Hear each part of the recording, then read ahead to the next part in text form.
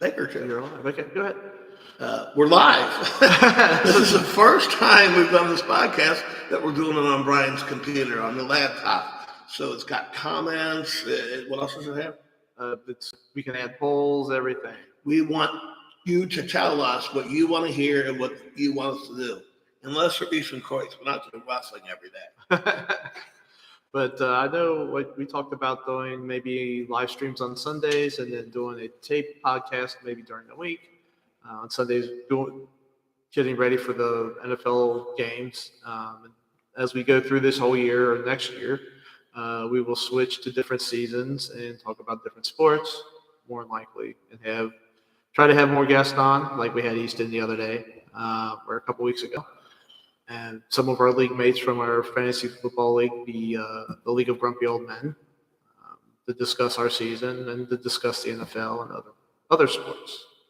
So today we're going to discuss NFC top offensive players, which are broke down into positions like quarterback, running back.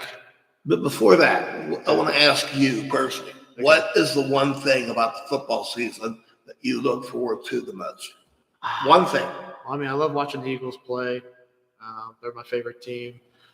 I really like doing fantasy football. That's two things. That's two things. Well, there's a lot of things. I love the NFL. My one thing is Carrie Underwood and the Sunday Night Football theme song.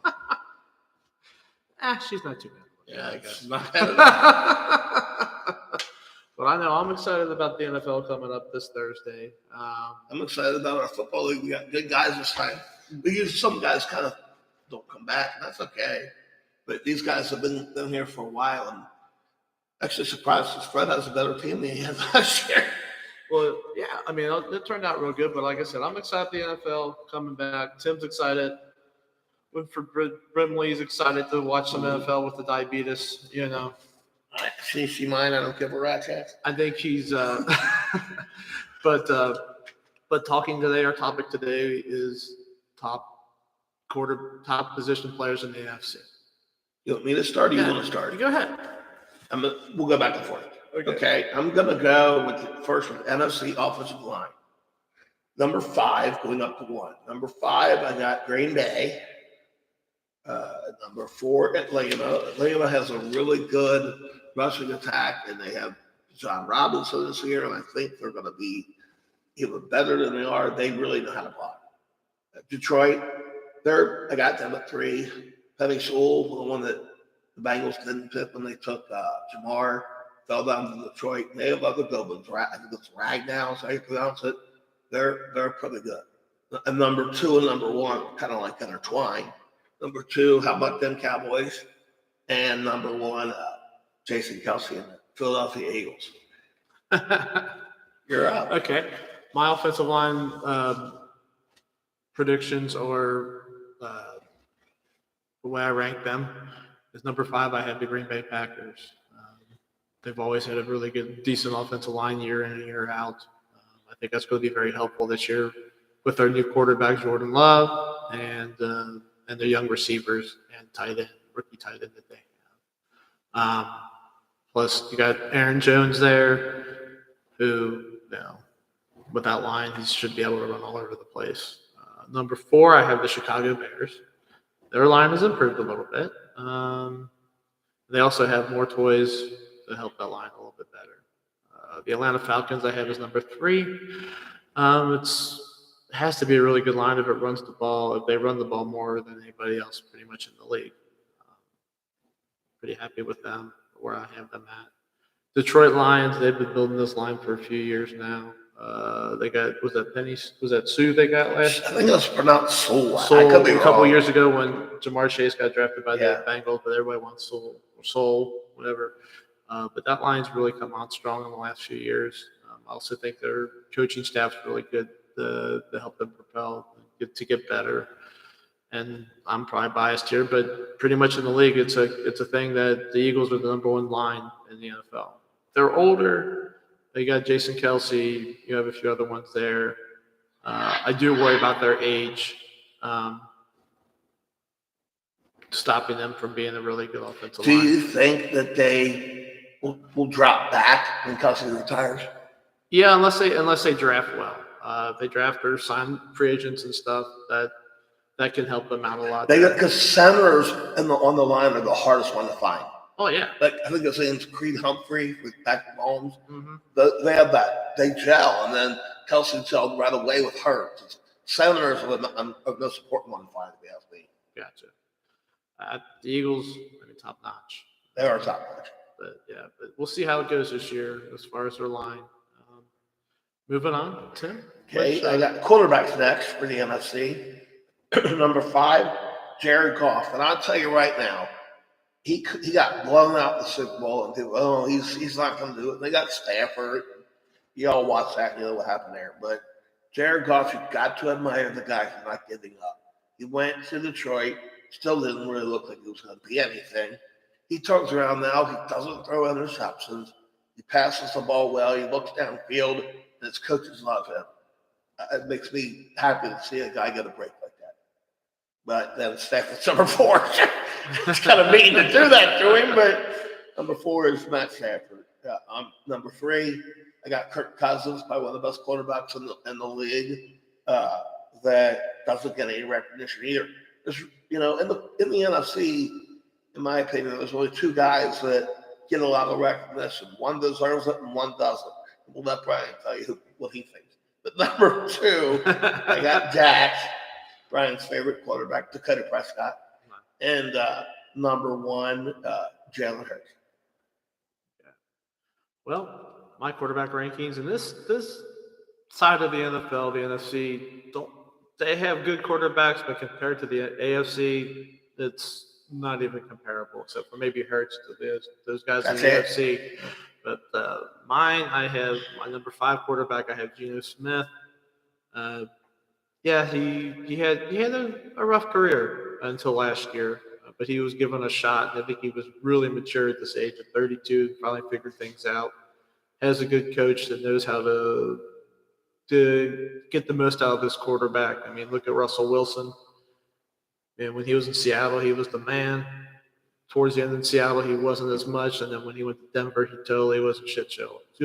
Crap show last year. Oh, man, come on, Rely. Shit's that bad. Shit's getting deep. But then, I think Geno Smith is a pretty good quarterback. He has some good wide receivers to throw to. They got that rookie from Ohio State this year. They'll have nice 3 receiver sets. Noah Fant as a decent tight end. They got 2 monsters in the backfield that are really good running backs. Jack Charbonnet, who's a rookie, and Kenneth Walker III, who's their main running back. They're going to be tough this year, and Geno Smith is probably a lot of the reason for that. Number 4, I have Jared Goff. Like Tim said, he did pretty good with the Rams, and he kind of fell off a little bit. Then went to Detroit. First year or so, a little rough, but I think he's caught on that system, and they've gotten him some help with Amon St. Brown. I said that wrong, didn't I? I think it's Amon St. Brown and his brother Equinemius. Actually, they call him the Sun God. So, but they got him. They drafted Sam Laporta, a young tight end this year. They drafted Gibbs from. Where's that from? Jameer Gibbs. From Alabama. Roll Tide. They picked up David Montgomery. All these pieces will help him be a good quarterback. My number 3 quarterback is Justin Fields. Man can run. He's finally got a target to throw to in DJ Moore. Has decent running backs behind him. Really good offensive line. It's just, can he put it together and throw the ball more than he runs? I think that's going to be the big thing. But in this side of the NFL and the NFC, I have him 3rd.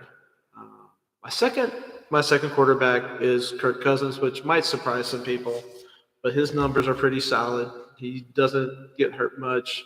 He just kind of does his job. He has a nice cast of characters or cast of players around him, like Justin Jefferson, T.J. Hawkinson. They drafted a young wide receiver this year. What was his name? Oh, you're talking about Addison, right? Addison. Jordan Addison, which I think is going to be good. He's going to fill that Adam Thielen role. now that he's left to go to Carolina. That I kind of differ on with you with that thought. Okay. Because Addison, and then what's the other one's name? JK or KJ Handler. yeah. Osborne. Handler was. I get confused. There's Denver, two of them. Yeah. Well, those two guys are a lot more down the field than Thielen was. Thielen played the sidelines. That's why I think Justin Jefferson's going to be enormous, because those guys are going to stretch the field, keep stretching the field. And you're going to see Jefferson catch the ball, and he's gone. Yeah. Minnesota's going to be a tough act. Yeah, I think so. I think it's going to stop them. Maybe could be their defense. Exactly. Yep. The defense is just not good. You can score 1 million points, but can't stop anybody. It doesn't matter. I think last year they were the team that won the most one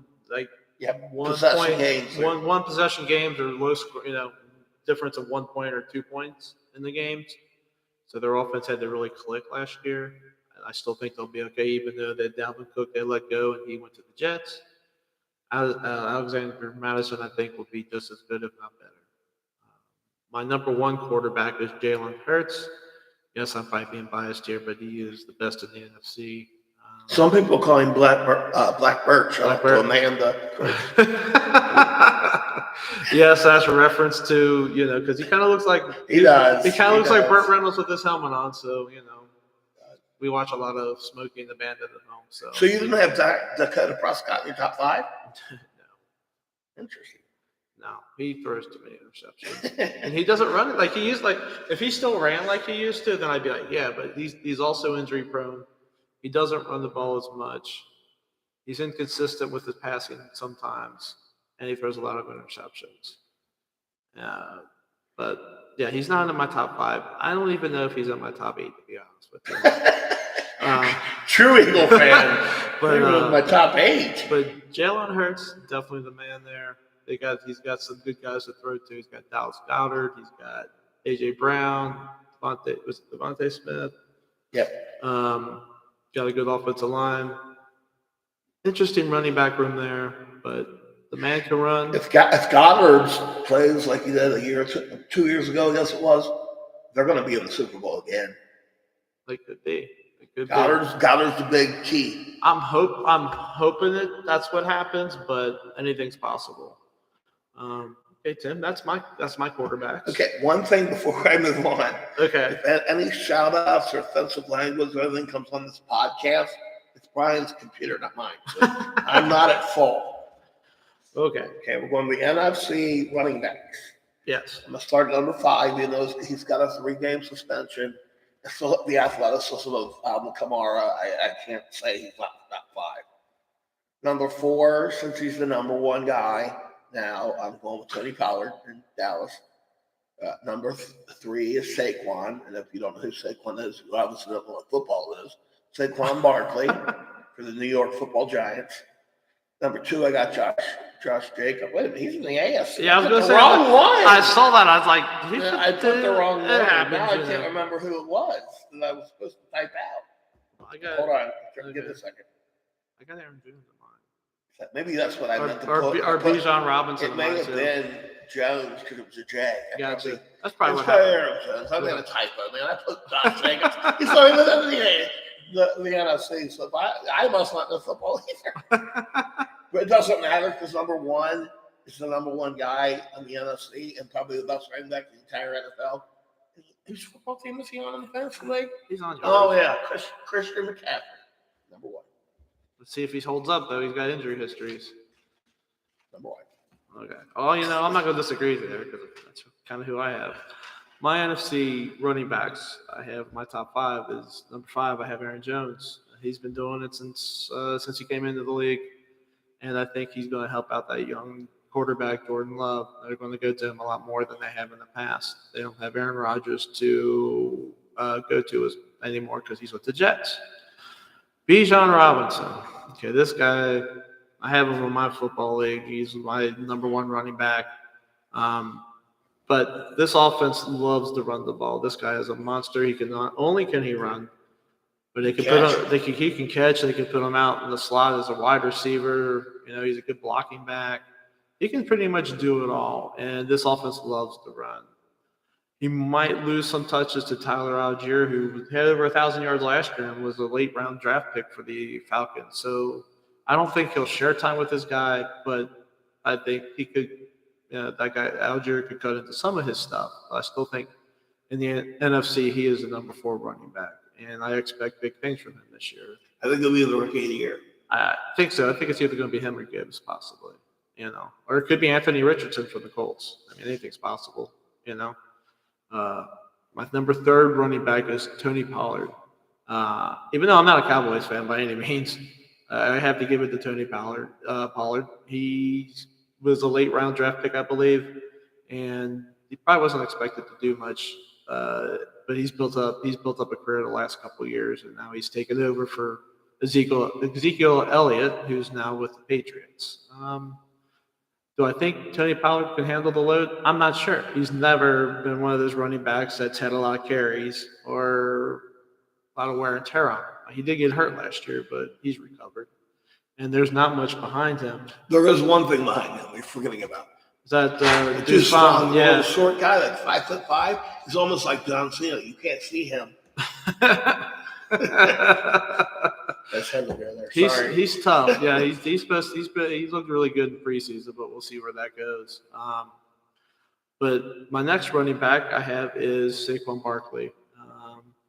Besides, when he gets hurt, obviously that's a problem. He's had some history of injuries, but when he's on, and he is the heartbeat of that offense. I don't care if they gave their quarterback an extension. They should have gave Saquon the extension. He did a lot of the work last year. That's true. And he's the reason I think they got to the playoffs. A lot of the reason why they got to the playoffs because they didn't have anybody to throw to. And, Daniel Jones didn't throw a lot of touchdowns. He ran a lot, but Saquon Barkley is the man there, I will say. My number 1 running back, which I agree with Tim, is Christian McCaffrey. Man, it doesn't matter where he goes. He did it in Carolina. He went to San Francisco, fit right in like a glove, man, and did really good. He wasn't injured last year at all. Put up really great numbers, and I expect the same thing from him this year, especially with still having Purdy as their quarterback. Purdy's good, but if you got Christian McCaffrey in your backfield, there's sky's the limit for that team. So. When they did that with Purdy and they got Darnold to back up and everything, and then they let go of Lance, I think they're making a mistake. I mean, I think they're letting them. I'm not saying Purdy's horrible. He's not horrible. No. But I personally would rather start Sam Darnold than him, honestly. Well, I could have went that way, but I mean, I don't know. I have a feeling that starting Purdy is going to be a bad idea. One thing that you could get them at. Yeah, because remember how the quarterback thing was in the Eagle game last year. Yeah, he only started 7 games, and I guess they thought they saw what they needed, but we'll see how it goes. I still think they're looking for the quarterback. I think if they would have given Lance more time, he would have been the number 1. He's just got hurt too much, and I don't know, but at least they got something for him, even though they gave up a lot to get him in their first when they drafted him. So. But moving on, Tim, you got your receivers? Is that what you do? Number 5, Deebo Samuel, because I feel like he just does everything, and kind of reminds me of like a offensive version of Devin Hester. That's how I feel. Number 4, CeeDee Lamb. The guy's amazing.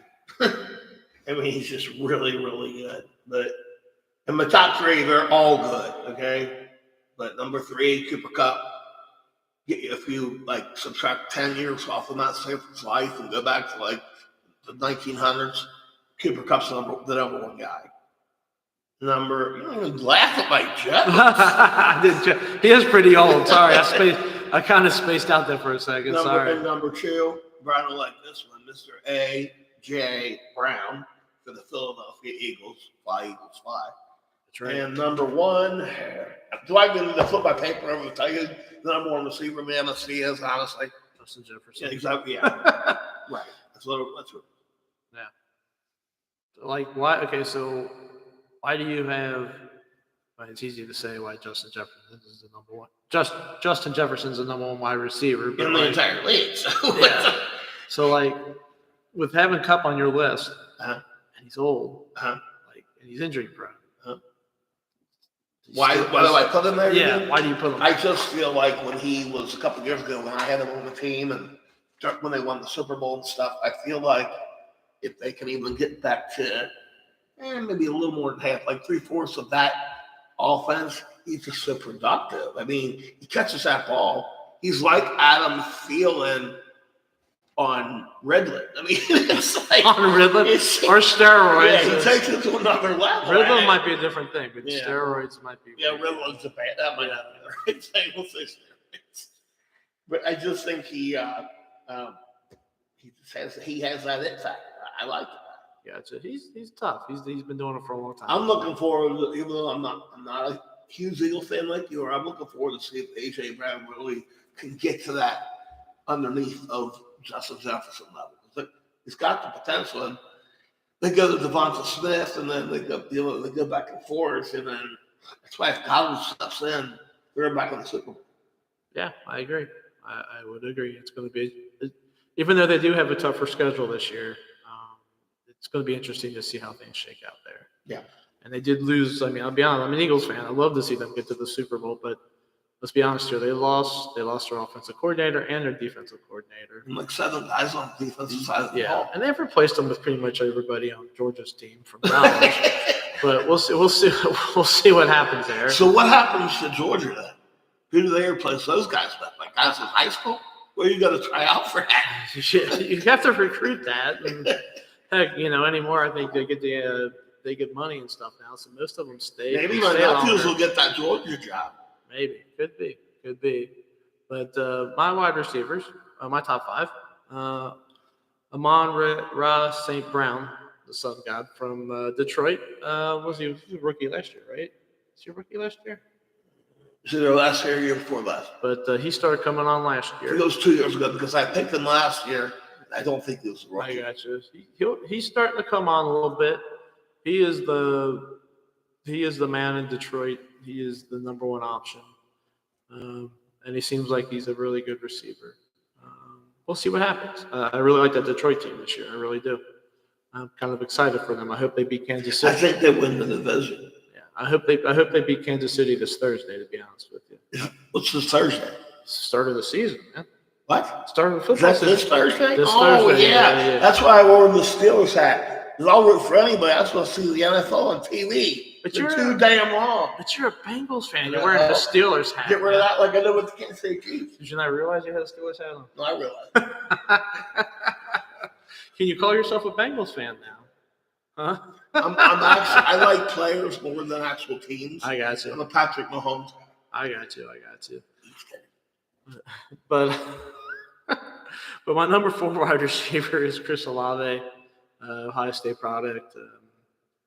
I think with having Carr, even though you're not a big Carr fan, I know you're not a big Derek Carr. You actually have Derek Carr in the top 5? No. I have Chris Olave in my top 5 wide receivers. Oh, okay. I was like, what on quarterbacks? I was getting confused. No. It was like a Josh Jacobs. But I think that's an improvement for him. I think it's a better quarterback, even with having Andy Dalton and Jamison. Was it who did he have last year? I know he had Dalton and Jameis Winston. Who I still think would be good if he had the right team. Yeah, he could be, but he still produced. He's a great backup, I mean, for sure. And he actually had more yards, I believe, and maybe touchdowns than Garrett Wilson from the Jets, who is a very popular receiver. But I think Chris Olave is going to have an excellent season this year. Number 3, I have CeeDee Lamb, even though, again, not a Cowboys fan. Have to give it to CeeDee Lamb. He's very good. I think having Dak Prescott as his quarterback is a downer for him, but, we'll see. Number 2, I have A.J. Brown, just like Tim does. He came from Tennessee. Eagles traded for him. And, man, you can't really say much more about this guy. That was the year that the Bengals beat the Titans, right? Right after that, so that Eagles got him, right? Yeah. So I remember talking to you on the phone, and you looked like you got a Christmas present the size of Montana. Oh, I did. It was a good Christmas present. It was a good Christmas present. But yeah, that was during the draft after that year. But I expect big things from him.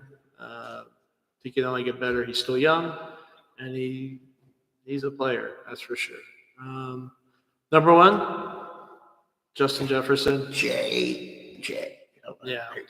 Don't flip off the camera. It's okay. But Justin Jefferson does it all.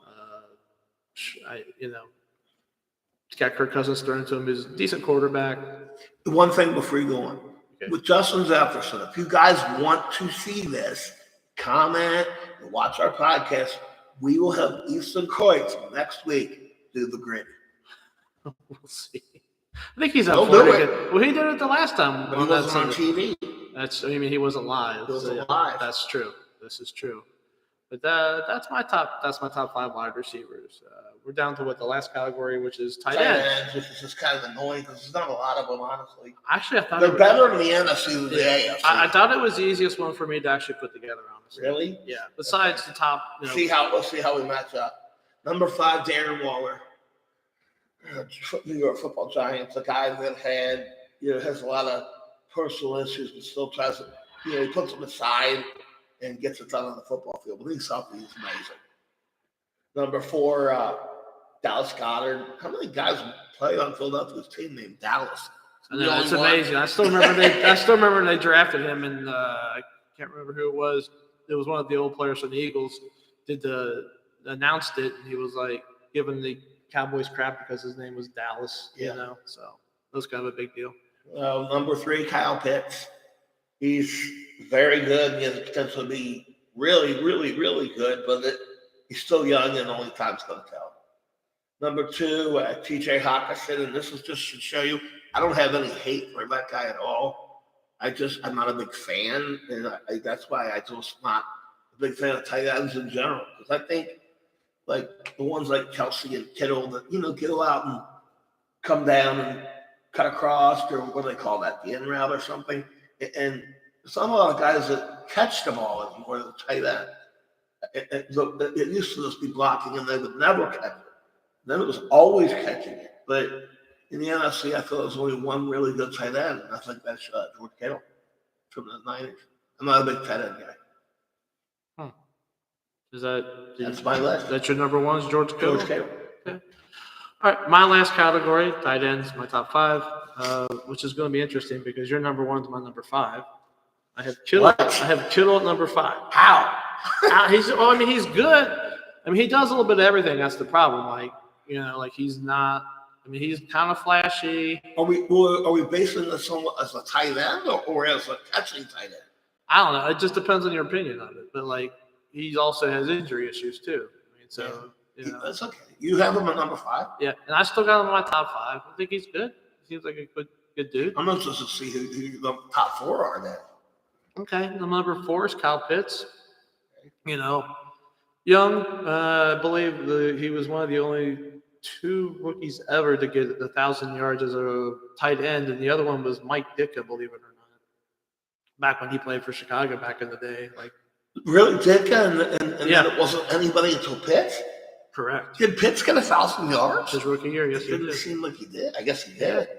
And he's got the potential to be the number 1. He could possibly be the number 1 tight end, I think, if he had a better quarterback there. And it was more of a throwing offense. That kind of hurts him, but I like his potential, and he's young. So does Ritter does. So Ritter still has time to develop. He does. And Ritter's not like some of these guys that they just throw to the wolves, Yeah, we'll see what happens there. But I think he's really good. Number 3, I have Dallas Goedert, Philadelphia Eagles. He's, when healthy, is one of the best tight ends in the league. I believe he's a big help to Hurts because he can just, if he doesn't have the other 2 wide receivers open, you can just dump it off to Goddard. There you go. I think he also is the one that could possibly be number 1 next year on my list, depending on how he does this year. But we'll see.